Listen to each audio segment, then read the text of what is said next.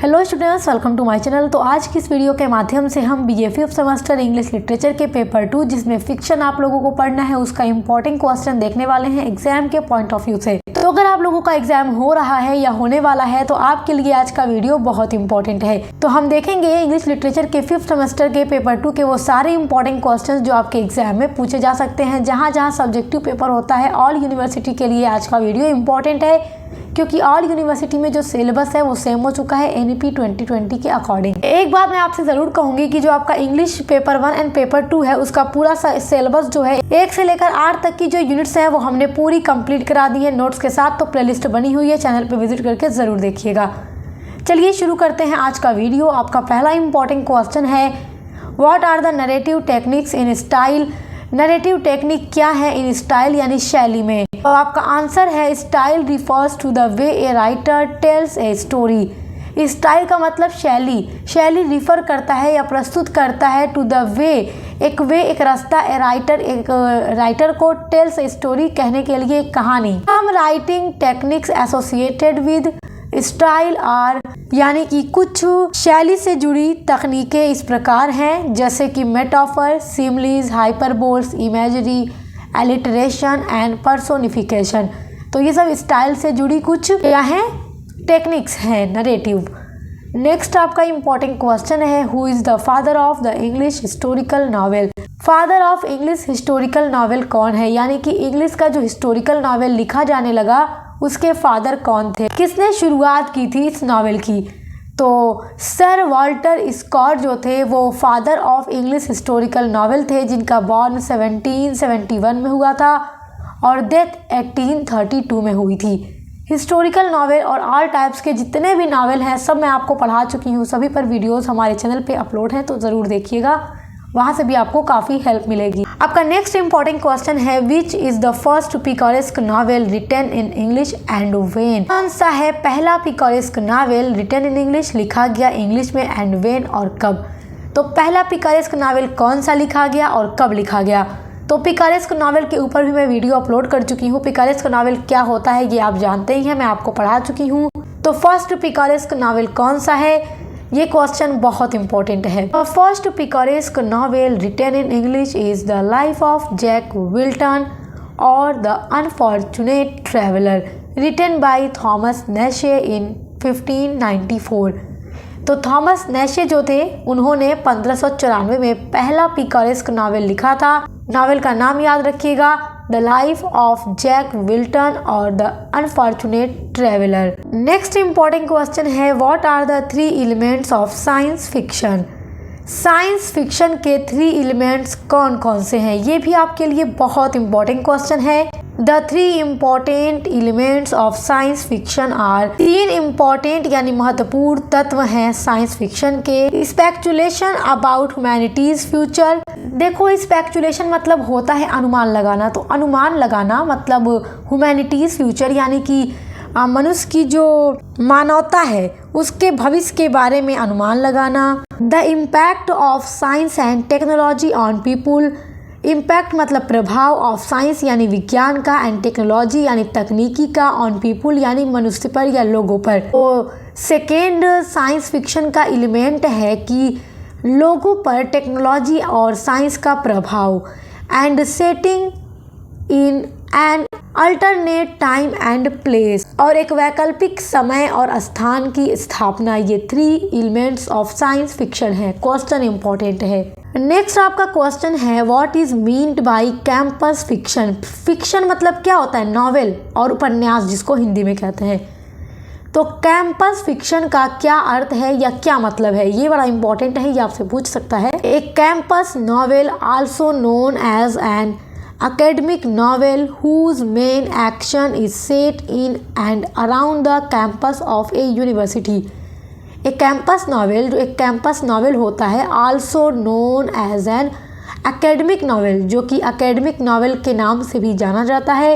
Whose main action, जिसका जो main action होता है या जो क्रिया होती है, इज मतलब है सेट इन, सेट की गई है, and around the campus of A university. Around मतलब चारों तरफ, ऑफ ए कैंपस यानी कैंपस के, और वो कैंपस कहाँ का होगा, यूनिवर्सिटी का होगा। तो यूनिवर्सिटी के कैंपस के चारों ओर जो सेट किया गया नॉवेल होता है वो कैंपस नॉवेल कहलाता है। नेक्स्ट आपका इंपॉर्टेंट क्वेश्चन है, what is an example of A campus novel fiction. तो एग्जाम्पल दीजिए कैंपस नॉवेल का। अच्छा, पीछे अभी आपने एक इंपॉर्टेंट क्वेश्चन देखा कि what is meant by campus novel, तो उसी क्वेश्चन के साथ ये क्वेश्चन ऐड करके भी पूछा जा सकता है कि एग्जाम्पल भी दो। तो एग्जाम्पल याद रखिएगा, Lucky Jim by Kingsley Amis. Lucky Jim ये नॉवेल का नाम है, ये नॉवेल है campus novel by Kingsley Amis. Kingsley Amis थे, उन्होंने ही इस नॉवेल को लिखा था। Is a classic example of campus novel and one of the best in English language. तो किंगस्ले एमिस का नॉवेल लकी जिम पहला एक क्लासिक एग्जाम्पल है कैंपस नॉवेल का, और ये बहुत ही बेस्ट नॉवेल है इंग्लिश लैंग्वेज का। It is a humorous and amusing novel that was first published in 1954। देखो, ह्यूमरस मतलब जानते हैं, यो हास्य व्यंग यानी हंसी मजाक होता है। अम्यूजिंग मतलब कॉमेडियन नॉवेल होता है, मतलब हंसी मजाक वाला। तो ये नॉवेल हास्य व्यंग से भरा हुआ नॉवेल था जो फर्स्ट पब्लिश्ड यानी पहली बार प्रकाशित हुआ था 1954 ईस्वी में। तो नॉवेल का नाम याद रखिएगा, लकी जिम। अगला आपका इंपॉर्टेंट क्वेश्चन है, what is the difference between fiction and metafiction. Very very important question है, टॉप लेवल का ये क्वेश्चन है। What is the difference, difference क्या है, अंतर क्या है between fiction and metafiction. Fiction और मेटाफिक्शन के बीच में क्या अंतर है। Fiction refers to invented material. Fiction refer करता है टू इन्वेंटेड मतलब आविष्कृत यानी जो आविष्कार किया गया है, मटेरियल यानी सामग्री। तो कल्पना का तात्पर्य आविष्कृत सामग्री से है, फिक्शन का मतलब कल्पना। एंड इन लिटरेचर और साहित्य में it refers specifically to imaginative writing, और ये रिफ़र करता है लिटरेचर में जो इमेजिनेटिव राइटिंग होती है यानी जो कल्पना में लिखा गया होता है, दैट इज़ नॉट फैक्चुअल, जो कि सिर्फ फैक्चुअल या तथ्यात्मक नहीं है, और is only loosely based on reality, या यह केवल वास्तविकता पर आधारित है। Meta fiction is a self reflective form of fiction. तो जो मेटा फिक्शन है ये कल्पना का एक आत्मचिंतनशील रूप है, जिसमें the characters are aware that they are in a fictional world. जिसमें जो कैरेक्टर्स होते हैं यानी जो पात्र होते हैं वो अवेयर होते हैं, उनको ये पता होता है दैट कि दे आर वे हैं इन ए फिक्शनल वर्ल्ड। फिक्शनल मतलब काल्पनिक, वर्ल्ड मतलब संसार या दुनिया। तो जो मेटा फिक्शन होता है इसमें जो कैरेक्टर्स होते हैं उनको पता होता है कि वो सिर्फ एक काल्पनिक दुनिया में हैं। तो यही फ़र्क होता है फिक्शन और मेटा फिक्शन में। आई होप कि आप इसको बहुत अच्छे से समझ गए होंगे। नेक्स्ट आपका क्वेश्चन है, who is miss pros. Miss pros कौन है। ये बहुत इंपॉर्टेंट क्वेश्चन है, आपके सिलेबस में जितने भी नॉवेल दिए गए हैं वहाँ से भी क्वेश्चन आपका बनेगा। Miss Pross is the servant who raised Lucy. Miss Pross जो है मिस लूसी की सर्वेंट है। She is loyal to her mistress, वो लॉयल है, वफादार है, टू हर मिस्ट्रेस अपनी मालकिन के लिए। और प्रॉस की मालकिन कौन है, लूसी मैनेट है। जो नॉवेल है मैं आपको पढ़ा चुकी हूँ, और इस नॉवेल से जितना भी शॉर्ट और लॉन्ग इंपॉर्टेंट क्वेश्चन आंसर है उस पर ऑलरेडी मैंने एक सेपरेट वीडियो बनाई है। सारे नॉवेल जो आपके सिलेबस में है मैंने पढ़ा दिया है, और सभी नॉवेल पर मैंने अलग अलग इंपॉर्टेंट क्वेश्चन आंसर की जो लॉन्ग शॉर्ट है उस पर बना दी है, तो आप ज़रूर देखिएगा चैनल पे विजिट करके। Miss Pross is a comic character. Miss pros एक कॉमिक कैरेक्टर है। At the end of the novel, और नॉवेल के एंड में शी क्वेरल्ड विद मैडम डिफार्ज, वो झगड़ जाती है, मतलब उसकी लड़ाई हो जाती है मैडम डिफार्जे से। मैडम डिफार्जे जो है ये इस नॉवेल के अंदर विलन थी। कौन सा नॉवेल आपका है, a tale of two cities. इस नॉवेल के अंदर ये विलन थी। Madam Defarge is killed by her own pistol shot. तो मैडम डिफार्जे मर जाती है अपनी खुद की पिस्तौल को चलाई हुई गोली से, क्योंकि ये मैडम डिफार्ज जो थी वो लेकर आती है पिस्तौल लूसी मैनेट को मारने के लिए, जबकि उसकी जो सर्वेंट थी प्रॉस, वो उसकी झगड़ा हो जाती है अपनी मालकिन को बचाने के लिए, और मैडम डिफार्जे के हाथ से वो पिस्तौल चल जाती है और खुद उन्हीं को लग जाती है, जिससे मैडम डिफार्जे मर भी जाती है। अगला आपका वेरी वेरी इंपॉर्टेंट क्वेश्चन है, who was buried alive for 18 years in Bastille. कौन था buried alive for 18 years in Bastille. देखो, ब्यूरीड मतलब दफनाया गया, अलाइव मतलब जिंदा, फॉर 18 ईयर्स 18 वर्षों के लिए इन बैस्टिल, बास्तील में। फ्रांस में आप लोगों ने देखा जब फ्रांस की क्रांति हो रही थी उससे पहले बैस्टील जो था वहाँ के शासकों की निरंकुशता का प्रतीक था और वहाँ पर मजलूम और मासूम लोगों को बंद किया जाता था बैस्टील के किले में। तो आपका ये जो पूरा नॉवेल है a tale of two cities पूरी तरीके से फ्रेंच रिवॉल्यूशन पर बेस्ड है और बहुत अच्छा नॉवेल है। तो उसमें बैस्टील के किले में किसको 18 वर्षों के लिए जिंदा दफनाया गया था, ये क्वेश्चन बहुत इंपॉर्टेंट है। Doctor Manette is the father of Lucie and a physician. Doctor Manette हैं the father of Lucie, Lucie के पिता, एंड ए फिजिशियन और एक फिजिशियन डॉक्टर थे ये। He passed his 18 years as a prisoner in the darkness of Bastille. He passed उन्होंने गुजारा his 18 years अपना 18 वर्ष एज ए प्रिजनर एक कैदी के रूप में इन द डार्कनेस अंधेरे में ऑफ बैस्टील बास्टील के किले में 18 वर्षों तक बैस्टील के किले के अंधेरे में उन्होंने अपना 18 साल गुजार दिया। हीज प्रिजन उनका कैद होना सिंबलाइज्ड प्रतीक है as buried alive for 18 years in Bastille कि 18 वर्षों तक जिंदा बैस्टील में दफनाया गया। तो इन्हीं को जिंदा बैस्टील में दफनाया गया था, इनको कैदी बनाकर रखा गया था क्योंकि एक राज जान चुके थे और वो राज आउट ना हो इसलिए इनको फ्रांस में बैस्टील के किले में कैद करके 18 सालों तक रखा गया था। और इनकी बेटी जो लूसी मैनेट थी उसको तो पता ही नहीं था कि उसके फादर जिंदा है। 18 साल बाद ये जानती है कि इसके फादर जिंदा हैं और फिर वो लंदन से पेरिस जाती है अपने फादर को वापस लाने के लिए। आपका अगला इंपॉर्टेंट क्वेश्चन है what happens to Jane when she meets Bingley. क्या घटित होता है टू जेन के साथ व्हेन जब शी मीट्स वो मिलती है बिंगले से। ये आपका क्वेश्चन आपका बन रहा है प्राइड एंड प्रेजुडिस नॉवेल से जिसको लिखा है जेन ऑस्टेन ने। तो इसमें भी एक कैरेक्टर है जेन, तो उसके साथ क्या घटित होता है जब वो बिंगले से मिलती है, वो भी कब, फर्स्ट टाइम। जेन मीट्स बिंगले, जेन मिलती है बिंगले से हु हैज कम जो कि आया हुआ है, टू नीदरफील्ड विद डार्सी के साथ। डार्सी बिंगले का दोस्त है और दोनों ही बहुत अमीर लड़के हैं। She is attracted towards the gentle behaviour of Bingley. She is वह है अट्रैक्टेड, वह अट्रैक्ट होती है, टूवर्ड्स मतलब और, the gentle behaviour of Bingley. तो जेन जो है वो बिंगले के जेंटल बिहेवियर की ओर अट्रैक्ट होती है। ऑन द अदर हैंड, और दूसरी तरफ Bingley too feels attracted towards her, और दूसरी तरफ बिंगले भी जेन को देख करके उसकी तरफ अट्रैक्ट होता है। The result is that both of them start to love each other, और इसका रिजल्ट ये निकलता है दैट कि बोथ ऑफ देम वह दोनों स्टार्ट टू लव प्यार करने लगे हैं ईच अदर यानी एक दूसरे से। तो जेन और बिंगले एक दूसरे को देखने के बाद एक दूसरे की तरफ अट्रैक्ट होते हैं और एक दूसरे से प्यार करने लगते हैं और नॉवेल के एंड में इनकी शादी भी हो जाती है। तो ये आपका बहुत ही अच्छा नॉवेल है, पूरी तरीके से पूरा लव स्टोरी भी इसमें दिखाई गई है और प्राइड भी दिखाया गया है और प्रेजुडिस भी दिखाया गया है। और मेन कैरेक्टर इसमें है एलिजाबेथ जो कि जेन की छोटी बहन है और उसकी शादी होती है बिंगले के दोस्त डार्सी के साथ। तो नॉवेल ज़रूर पढ़िएगा, मैंने आपको पढ़ा दिया है। आपका नेक्स्ट इंपॉर्टेंट क्वेश्चन है why has the fisherman removed his wives photography from the wall. Why has the fisherman removed, fisherman क्यों रिमूव करता है हिज वाइफ्स फोटोग्राफी, अपने वाइफ के चित्र को या फोटो को, फ्रॉम द वॉल दीवार से। तो जो फिशरमैन है ये दीवार से अपनी वाइफ की फ़ोटो क्यों हटा देता है।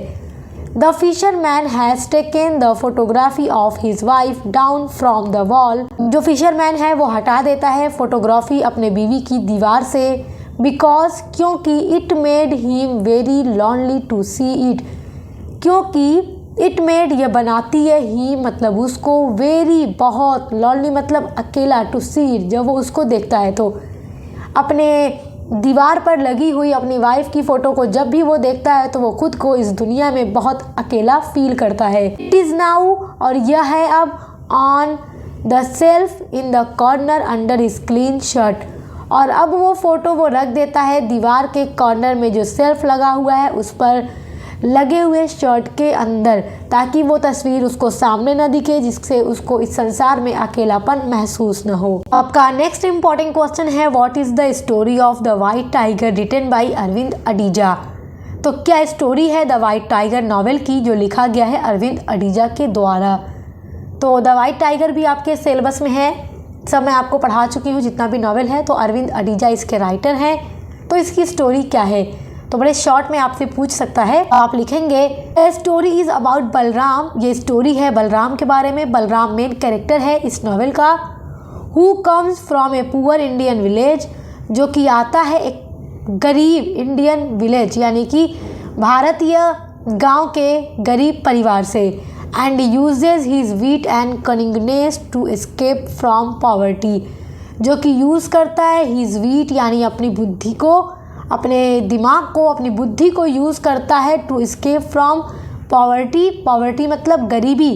तो अपनी गरीबी से बाहर आने के लिए वो अपने दिमाग को, अपनी बुद्धि का प्रयोग करता है। और फिर आपने देखा नॉवेल के एंड में वो एक बहुत बड़ा बिजनेसमैन, एक एंटरप्रेन्योर बन जाता है। आपका नेक्स्ट इंपॉर्टेंट क्वेश्चन है who are the characters of Dollar Bahu, Dollar Bahu के कैरेक्टर्स कौन हैं। तो ये बड़ा इंपॉर्टेंट क्वेश्चन है। और डॉलर बहू नॉवेल भी बड़ा अच्छा है, सुधा मूर्ति का नॉवेल है, बहुत अच्छा नॉवेल है, ये भी मैंने आपको पढ़ाया है। और आपके हर नॉवेल पर मैंने सेपरेट वीडियो भी अपलोड की है इंपॉर्टेंट क्वेश्चन आंसर की, लॉन्ग के लिए अलग, शॉर्ट के लिए अलग। तो आप ज़रूर देखिएगा क्योंकि वहाँ से आपको एग्जाम में काफ़ी हेल्प मिलेगी। Dollar Bahu is the story of the Gouramma and her rich bahu Jamuna and her other simpleton bahu Vinuta. Dollar Bahu is the story, Dollar Bahu कहानी है ऑफ द गौरम्मा, गौरम्मा की। गौरम्मा इस नॉवेल के अंदर सास होती है। एंड हर रिच बहू, और उसकी अमीर बहू जमुना की। And her other simpleton bahu Vinuta, और उसकी बहुत ही साधारण और सिंपल बहू विनुता की। एक सास है गौरम्मा जो अपनी दो बहुओं के बीच में तुलना करती है पैसों से। जमुना बड़ी बहू जो कि अमेरिका में रहती है, इसका हस्बैंड डॉलर कमाता है, तो सास की नज़र में इस बहू की वैल्यू ज़्यादा है। विनुता एक इंडियन टीचर है जो कि इंडियन रुपीज़ कमाती है, इसका हस्बैंड क्लर्क है। तो ये लोग इंडियन रुपीज़ कमाते हैं, तो गौरम्मा की नज़रों में अपनी इस बहू की वैल्यू बहुत कम है। ये विनुता को बहुत तंग भी करती है और जमुना के सामने इसको भला बुरा भी कहती है। Gouramma is greedy mother of 3 children. Gouramma बहुत ही ग्रीडी यानी लालची, मदर मतलब माँ है, ऑफ 3 चिल्ड्रेन 3 बच्चों की। चंद्रू, गिरीश एंड सुरभि। चंद्रू बड़ा बेटा है, गिरीश छोटा बेटा है, एंड सुरभि इन दोनों की बहन है। ये गौरम्मा के दोनों बेटे हैं और सुरभि है। चंद्रू की वाइफ है जमुना और गिरीश की वाइफ है Vinuta. Living in a small house in Bangalore with her husband Shamanna, जो कि रहती है बैंगलोर के एक छोटे से घर में अपने हस्बैंड शामन्ना के साथ। शामन्ना है गौरम्मा का हस्बैंड। तो अब इसके कैरेक्टर्स को अलग अलग से बता देती हूँ ताकि आपको याद हो जाए। गौरम्मा और शामन्ना हस्बैंड वाइफ हैं और इनके 3 बेटे हैं, चंद्रू, गिरीश एंड सुरभि। जमुना इनकी बड़ी बहू है और विनुता इनकी छोटी बहू है। तो बस इतने ही कैरेक्टर्स इसमें हैं और इनकी ये पूरी स्टोरी है। इसके अलावा भी इसमें बहुत से सब प्लॉट भी हैं इस नॉवेल के अंदर, मगर जो पूरा मेन नॉवेल घूमता है वो इतने ही कैरेक्टर्स के इर्द गिर्द घूमता है। तो आपको इतने ही मेन कैरेक्टर्स को याद रखना है क्योंकि जितना भी क्वेश्चन आपसे पूछेगा इन्हीं से पूछेगा। आपका नेक्स्ट इंपॉर्टेंट क्वेश्चन है डिस्क्राइब प्लॉट। प्लॉट को डिस्क्राइब कीजिए। Right the kinds of plot, और प्लॉट के काइंड्स यानी प्रकार लिखिए। प्लॉट बहुत ही इंपॉर्टेंट है आपके लिए। प्लॉट भी पूछ सकता है कि right A note on plot, या फिर पूछ सकता है what do you mean by plot. किसी तरीके से भी क्वेश्चन पूछ सकता है, आंसर आपको ऐसे ही लिखना है। The plot of a story, film और play in the series of events that unfold from start to end. Plot जो होता है एक स्टोरी, फिल्म और प्ले में सीरीज होता है ऑफ इवेंट्स, घटनाओं का।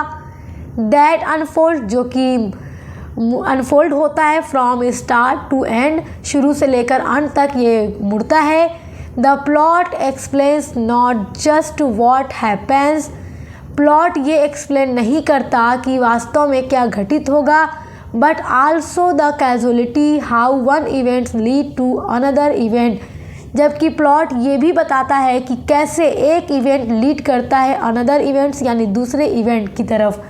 जब भी आप कोई स्टोरी पढ़ते हैं, मूवी देखते हैं, ड्रामा पढ़ते हैं, तो एक इवेंट से आप दूसरे इवेंट्स की तरफ बढ़ते रहते हैं। तो ये सब क्या है, उस स्टोरी का या उस फिल्म का या उस ड्रामा का प्लॉट होता है। It is a sequence of incident in a story और play. It is a sequence, यह सीक्वेंस है यानी क्रम है, ऑफ इंसिडेंट्स यानी घटनाओं का, इन ए स्टोरी और प्ले, एक कहानी और प्ले के अंदर। तो आप कोई भी कहानी पढ़ते हैं तो शुरू से लेकर एंड तक जितना कुछ होता है एक सीक्वेंस में होता रहता है, वही प्लॉट होता है।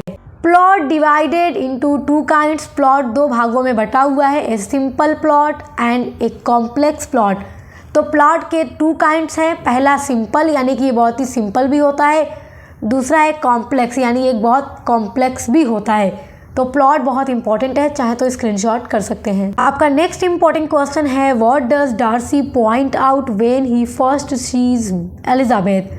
डार्सी क्या पॉइंट आउट करता है जब वो पहली बार देखता है एलिजाबेथ को। तो बड़ा इंपॉर्टेंट ये क्वेश्चन है और ये क्वेश्चन आपका पूछ रहा है आपके नॉवेल प्राइड एंड प्रेजुडिस से।